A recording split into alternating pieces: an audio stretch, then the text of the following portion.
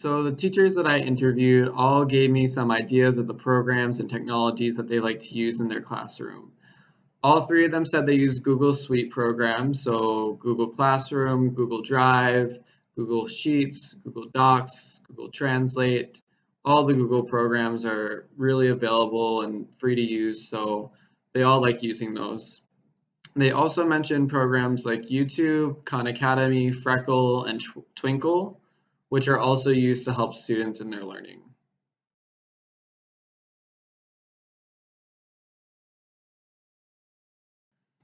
So the teachers that I interviewed all agreed that technology can be used in different ways in the classroom. They all like to use it for exploration purposes, so allowing their students to research or to go onto web-based activities where they can explore concepts in a deeper way.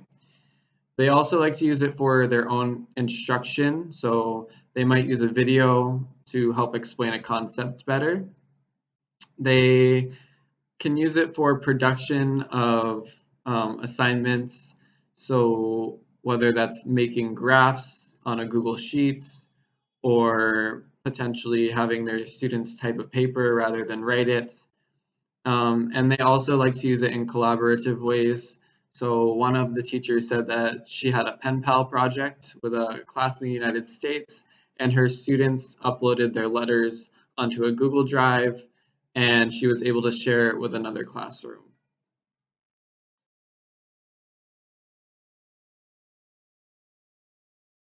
So each of the teachers expressed that they feel their students do get a good variety of technologies that they get to use in class, but they also expressed their concern that the internet connection and power situation is not that great at our school. And so relying on technologies too heavily could disrupt the lesson and would take away from the experience of the students.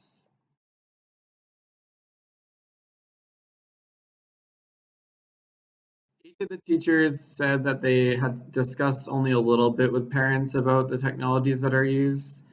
In our school, it is required that students in high school at least have a computer and bring it to school each day. But a lot of the parents did express they like the program Freckle because it's standards based and skills based. They're also fine with using Google Classroom because it allows their students to be connected with their teachers at all times. Um, the only concern is really that some of the parents think their students are on technology too much and they would prefer for them to have a little less screen time.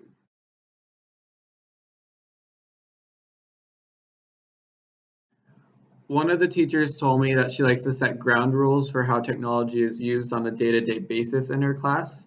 So if she plans on using technology, she'll tell the students which sites they can visit, and if she finds them on a site that isn't that, she will take away their privilege for the day and they'll have to find another assignment that they can do instead. Another teacher took a less hands-on approach. If he finds a student who is doing something inappropriate on the technology, he'll tell them not to do it, but he doesn't do any explicit teaching about cyberbullying or internet safety for his classroom.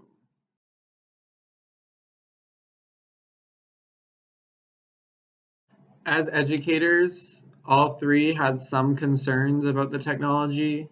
One said that she wants her students to be critical when they go on the internet and not to believe everything they see, and she's worried that might not be the case all the time. The other two both expressed concerns that the students are relying too much on technology. So rather than thinking about the concepts in their own way, they might just search it on the internet and they're not developing their own independent thoughts.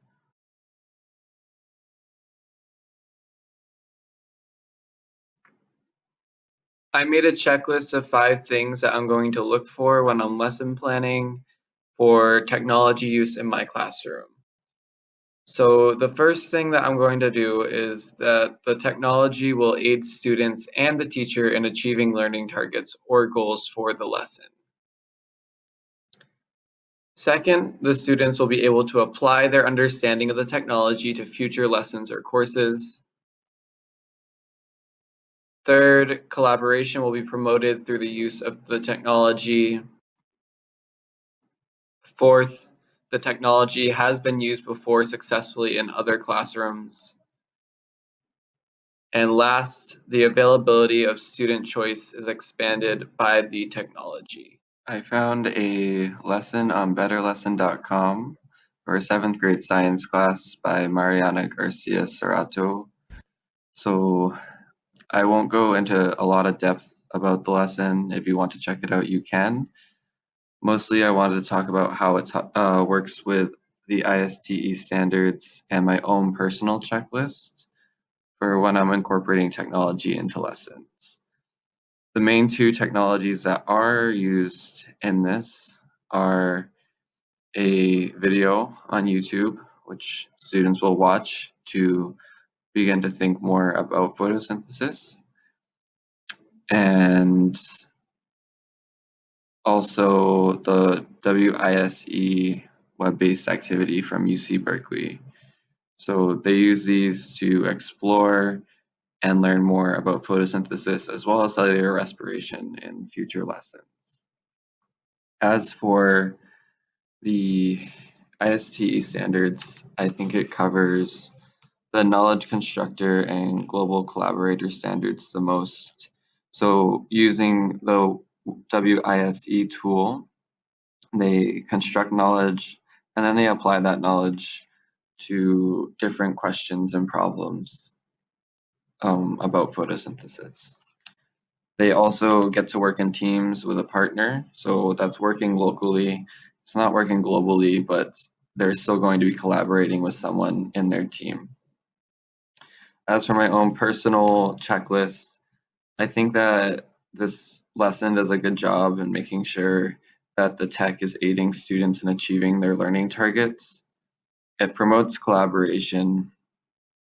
It could be used in other science classes because the WISE UC Berkeley program has lots of different web-based activities that they could use in other science classes.